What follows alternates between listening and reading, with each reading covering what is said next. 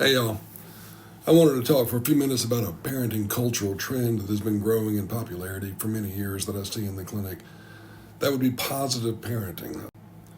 Positive parenting is the same thing as gentle parenting or attachment parenting, or I'm sure there are other names for it, but basically positive parenting is the term I'm going to use for this video.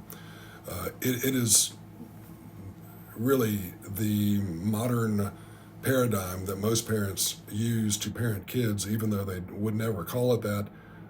It is just kind of the water that parents swim in these days. Let's talk about what it gets right and where I think it goes too far. First, let's be clear, there are many good things about positive parenting, and I agree with a lot of its principles. It's not all negative. It emphasizes relational and emotional connection with children, so that's good. It emphasizes one-on-one time, that's great. It encourages praising good behavior rather than regimented and disconnecting negative consequences for bad behavior. That's good. It discourages yelling, nagging, reactive parenting. Again, that's great. It encourages parents to respond thoughtfully rather than reacting emotionally and whimsically. And I would certainly agree with that as well. So this isn't a blanket rejection of positive parenting. The problem isn't necessarily the ideas. The problem is more in how it's implemented, as well as the assumptions underneath the whole positive parenting paradigm. Here's the reality. We don't live in a perfect world. Parents are imperfect, children are imperfect, the world is a broken world, and life is not positive all the time. Conflict is unavoidable in this crazy world that we live in. Positive parenting often treats conflict as something harmful, something to be avoided at all cost. But conflict itself isn't the problem. Conflict can actually be a good thing. Avoiding conflict can actually prevent children from learning some of the most important long-term lessons in life.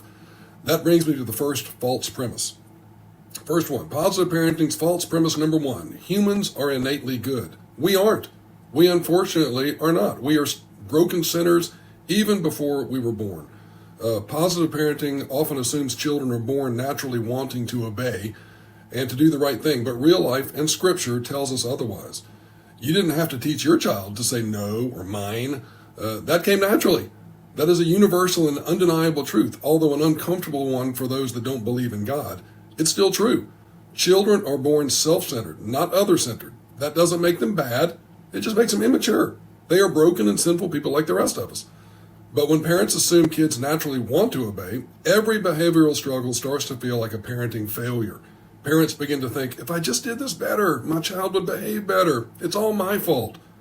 That pressure is exhausting and unnecessary. It's just not helpful. Positive parenting false premise number two: conflict is harmful to children.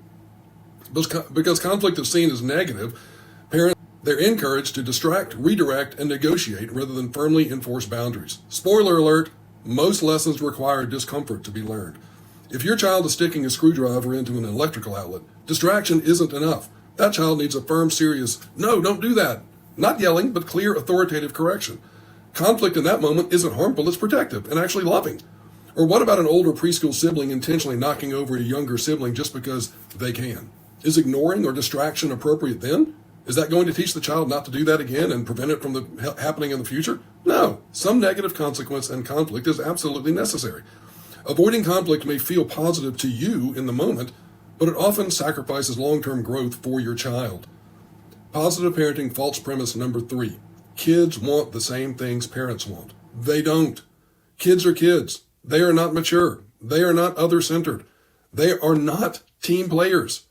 Expecting children to collaborate or negotiate about how the family should be run leads to family chaos, anxious parents, and incredibly poorly behaved kids. Every team needs a captain. Every business needs a leader. And in the family, that leader is the parent. When the family hierarchy is blurred, parents become anxious and reactive, and children become insecure. Which leads us to positive parenting false premise number four. Kids are happiest when empowered and boundaries are vague, when they are more in control. Nothing could be further from the truth. In reality, children are happiest and most at ease when they know clearly what they can and cannot do, and what is going to happen if they decide to do their own thing and try to work outside of the family system. Predictability helps them relax in your authority. They can rest in the comfort of leadership and protection that authoritative parents provide for a family. Firm boundaries don't feel good at first to them. There is often pushback and negativity on the front end because kids' sinful hearts want to be in charge, and they're going to test you to see if you are serious. And that's exactly what parents are trying to avoid. So this can be incredibly unsettling at first and make you question that your change is the right thing to do. Don't give up. In the long term, result of firm, loving, non-negotiable boundaries is a child who feels safe and regulated. When parents avoid boundaries to keep things positive, many end up exhausted. They double down on redirecting and negotiating, believing they just aren't doing the positive parenting thing good enough. Over time, they become doormats for poorly behaved children and dread getting up each day to face the endless negotiation battles. Here's the hard truth. Saying no is one of the hardest things parents do in modern culture. Parents want their kids to like them. We all do. Many only have a few hours a day with their children now. This is especially true nowadays with both parents frequently working outside the home. They don't want those few hours they have with their kids to be filled with conflict. But avoiding that conflict comes at a severe long-term cost. Children raised without firm boundaries often struggle with respect for authority and have difficulty navigating adversity later in life. All right, so where does that leave us? Positive parenting has some good components, it does. But when taken to an extreme, it can leave parents overwhelmed, children poorly behaved, and families unnecessarily stressed. Children don't need perfect parents. They need calm, confident leaders. They need warmth and authority. They need love and boundaries. Parents, your child pushing back against your authority doesn't mean you are failing. It actually means you're leading like you should be. Keep it up. So, firm, loving, predictable. That's where kids actually thrive.